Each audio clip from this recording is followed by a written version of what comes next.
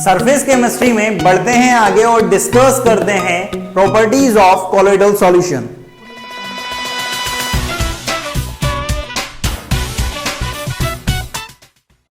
ये वीडियो भाई बहुत इंपॉर्टेंट होने वाला है क्योंकि इस वीडियो में आज अपन डिस्कस करेंगे प्रॉपर्टीज ऑफ कॉलोइडल सॉल्यूशन की। कॉलोइडल सॉल्यूशन की क्या क्या प्रॉपर्टीज होती हैं भाई, यहां से डेफिनेटली क्वेश्चन पूछा जाता है, तो इस वीडियो को एंड तक जरूर देखना है क्योंकि यहां से डेफिनेट चांस बनता है कि यहां से एमसीक्यू टाइप क्वेश्चन यहां से डेफिनेटली फ्रेम हो। ठीक है, अलग अलग प्रॉपर्टी आज अपन कॉलोइडल सॉल्यूशन की देखेंगे जिसमें मेनली आपकी ऑप्टिकल प्रॉपर्टीज होगी, काइनेटिक प्रॉपर्टी अपन बात करेंगे, कॉलिगेटिव प्रॉपर्टी की बात करेंगे, किस तरह से मेजर की जाती हैं, किस तरह से ट्रू और सस्पेंशन के साथ अपन इन चीजों को कंपेयर भी करते हुए चलेंगे। सबसे पहली जो प्रॉपर्टी हमारे पास आ रही है वो है भाई कॉलिगेटिव प्रॉपर्टी। अपन कॉलोइडल सॉल्यूशन की कर रहे हैं, कॉलिगेटिव प्रॉपर्टी कंपेयर कर रहे हैं। अब आप कॉलिगेटिव प्रॉपर्टी के बारे में जानते हैं, जब अपन ने सॉल्यूशन पढ़ा था तो वहां पर अपन ने कॉलिगेटिव प्रॉपर्टी बहुत अच्छी तरीके से एक्सप्लेन करी थी। कॉलिगेटिव प्रॉपर्टी का सिंपल सा मतलब है एक ऐसी प्रॉपर्टी जो सिर्फ नंबर ऑफ सॉल्यूट पार्टिकल पर डिपेंड करती है, उसके नेचर पर डिपेंड ना करे, तो ऐसी प्रॉपर्टी को आप क्या बोलते हो, कॉलिगेटिव प्रॉपर्टी। तो जो आपकी कॉलिगेटिव प्रॉपर्टी होती है वो डायरेक्टली प्रोपोर्शनल होती है किसके, नंबर ऑफ सॉल्यूट पार्टिकल। ये सॉल्यूट पार्टिकल कितने हैं उन पर डिपेंड कर रही है, उनके नेचर पर डिपेंड नहीं कर रही है। उनका नेचर कैसा है कि कितना नंबर है बस उन पर डिपेंड करे कि अगर ज्यादा है तो कॉलिगेटिव प्रॉपर्टी भी ज्यादा हो जाएगी, अगर number of solute particle solution में कम है तो कॉलिगेटिव प्रॉपर्टी भी क्या हो जाएगी, कम हो जाएगी। नेक्स्ट बात आती है कि अगर ट्रू सॉल्यूशन और कॉलोइडल सॉल्यूशन में कंपेयर किया जाए कॉलोइडल प्रॉपर्टी की, कॉलिगेटिव प्रॉपर्टी की, तो यहां पर निकलता है हमारे पास कि जो ट्रू सॉल्यूशन होते हैं वहां पर कॉलिगेटिव प्रॉपर्टी ज्यादा देखी जाती है एज कंपेयर टू कॉलोइडल, क्योंकि कॉलोइडल में क्या होता है पार्टिकल का साइज थोड़ा सा बड़ा हो जाता है एज कंपेयर टू ट्रू। ठीक है, तो जो ट्रू के पार्टिकल होते हैं वो एग्रीगेट करते हैं, आपस में जुड़ते हैं, तब कॉलोइडल बनता है। तो ट्रू में तो वैसे ही नंबर ऑफ सॉल्यूट पार्टिकल ज्यादा है क्योंकि कॉलोइडल में जुड़ के बन रहा है, तो नंबर तो कम हो गया भाई। अगर नंबर कम हुआ है तो आपकी जो कॉलिगेटिव प्रॉपर्टी होगी वो भी क्या हो जाएगी, कम हो जाएगी। तो ट्रू में क्या होता है ज्यादा कॉलिगेटिव प्रॉपर्टी देखी जाती है as compare to colloidal solution, इस बात का ध्यान रखेंगे। दूसरी जो प्रॉपर्टी हमारे पास निकल रही है जो बहुत इंपॉर्टेंट रखती है भाई अपने आप में, वो है हमारे पास ऑप्टिकल प्रॉपर्टी, जिसमें अपन मेनली टिंडल इफेक्ट की बात करेंगे कि टिंडल इफेक्ट क्या होता है। ठीक है, क्या क्या कंडीशन है जिन पर टिंडल इफेक्ट होगा।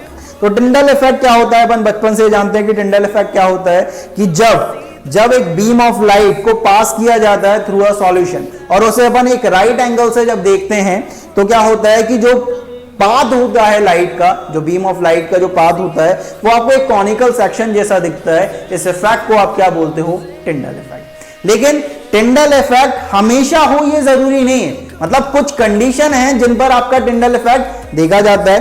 पहली कंडीशन ये है कि जो डायामीटर होना चाहिए डिस्पर्स पार्टिकल का वो ज्यादा छोटा नहीं होना चाहिए किससे, वेवलेंथ ऑफ लाइट से।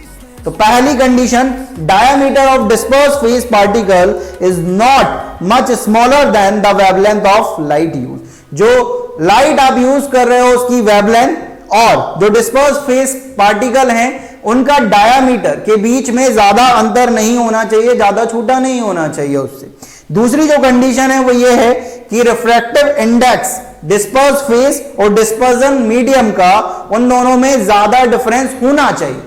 ठीक है, ये दोनों अलग अलग पॉइंट्स हैं, इनका ध्यान रखेंगे कि दूसरा पॉइंट ये बोल रहा है कि रिफ्रैक्टिव इंडेक्स जो होना चाहिए डिस्पर्स फेस और डिस्पर्जन मीडियम का, उनमें डिफरेंस बहुत ज्यादा होना चाहिए, ग्रेटली इन मैग्नीट्यूड। डिफरेंस क्या होना चाहिए भाई, बहुत होना चाहिए, इस बात का ध्यान रखेंगे। तो पहली कंडीशन ये है कि diameter of disperse phase is not much smaller than the wavelength of light use, और दूसरी कंडीशन ये है the refractive index of disperse phase and dispersion medium differ greatly in magnitude. उन दोनों में क्या होना चाहिए, रिफ्रैक्टिव इंडेक्स का जो डिफरेंस होना चाहिए वो ज्यादा होना चाहिए, मैग्नीट्यूड में बहुत ज्यादा डिफर करने चाहिए, इस बात का ध्यान रखेंगे। ठीक है, तो टिंडल इफेक्ट मेनली क्या होता है, जैसे कि आपके पास एक लाइट सोर्स है, यहां पर आपने एक लैंप बनाया हुआ है, ठीक है, आपने एक लेंस रखा हुआ है, यहां पर आपके पास कॉलोइडल सॉल्यूशन है, उसके पार्टिकल से जब ये लाइट टकराएगी और उसे आप यहां से ये आई है भाई, ठीक है, इसे समझ लें कि ये आई है और यहां से आप एक राइट एंगल से देख रहे हैं, तो आपको यहां पर इस कॉन का क्या दिख रहा है, आपको इसका एक कॉन बनता हुआ दिखाई देगा, ये कॉनिकल सेक्शन। इसी इफेक्ट को आप क्या बोलते हो, टिंडल इफेक्ट बोलते हो। तो दूसरी जो प्रॉपर्टी है वो है भाई आपके पास टिंडल इफेक्ट। थर्ड प्रॉपर्टी की बात करते हैं कि थर्ड प्रॉपर्टी क्या निकलती है। थर्ड प्रॉपर्टी है आपके पास ब्राउनियन मोशन। ब्राउनियन मोशन, अब ये ब्राउनियन मोशन या ब्राउनियन मूवमेंट होता क्या है कि आपके जो डिस्पर्स फेज पार्टिकल हैं वो क्या करते हैं भाई, वो जिगजैग मोशन करते हैं, जिगजैग जिगजैग चलते हैं भाई, ठीक है। तो अब क्या होता है कि जब वो जिगजैग जिगजैग चलते हैं, अब वो जिगजैग क्यों चल रहे हैं, क्योंकि वो किसी चीज से टकरा रहे हैं, वो डिस्पर्जन मीडियम के जो पार्टिकल हैं उनसे टकरा रहे हैं, जिसकी वजह से उनका जो मूवमेंट है वो क्या हो गया, जिगजैग हो गया। तो इसी मूवमेंट को आप क्या बोलते हो, ब्राउनियन मोशन या ब्राउनियन मूवमेंट।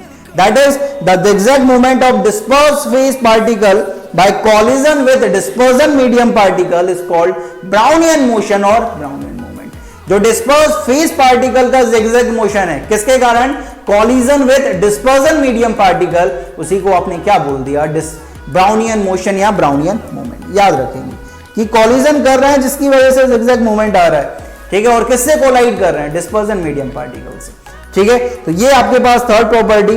एंड जो फोर्थ प्रॉपर्टी है आपके पास वो है इलेक्ट्रोफोरोसिस। इलेक्ट्रोफोरोसिस होता क्या है, जैसे आपके पास एक यू शेप ग्लास ट्यूब है सपोज, ठीक है, उसमें आप क्या करो, कोलोइडल सॉल्यूशन भर दो। एक बात आप जानते हो, कोलोइडल सॉल्यूशन चार्ज होते हैं। अब आपने वहां पर दो रोड लगा दी, एक कैथोड और एक एनोड। अब कैटायन जो है, जैसे इलेक्ट्रिसिटी पास करोगे, कैटायन कहां पर जाएगा, पॉजिटिवली चार्ज अगर होगा तो वो कहां पर मूव करेगा, कैथोड की तरफ। अगर नेगेटिवली चार्ज है तो वो कहां पर जाएगा, एनोड की तरफ। तो इलेक्ट्रोफोरोसिस मेनली क्या है कि जो सॉल्यूशन के पार्टिकल हैं उनका मूवमेंट, ठीक है, जब आप क्या करते हो, इलेक्ट्रिक पोटेंशियल वहां पर अप्लाई करते हो, तो ये जो मूवमेंट है सॉल्यूशन के पार्टिकल का, उसी को आप क्या बोलते हो, इलेक्ट्रोफोरोसिस। तो इलेक्ट्रोफोरोसिस को अपन इस तरह से डिफाइन कर सकते हैं, the movement of salt particle under apply electric potential is called electrophoresis. यार इलेक्ट्रोफोरोसिस जब हुआ है, क्यों हो रहा है, क्योंकि चार्ज है कोलोइडल पार्टिकल में। अगर कोई आपसे कहे कि भाई कोलोइडल सॉल्यूशन में चार्ज होता है या नहीं होता है, इसे एक्सपेरिमेंटली प्रूव करके दिखाइए, तो आप क्या करोगे, इलेक्ट्रोफोरोसिस कर दोगे, और इलेक्ट्रोफोरोसिस में चार्ज होगा तभी तो वो कैथोड या एनोड की तरफ मूव कर रहे हैं। तो इससे ये साबित हो जाता है कि कोलोइडल जो पार्टिकल्स होते हैं वो चार्ज लेकर चलते हैं।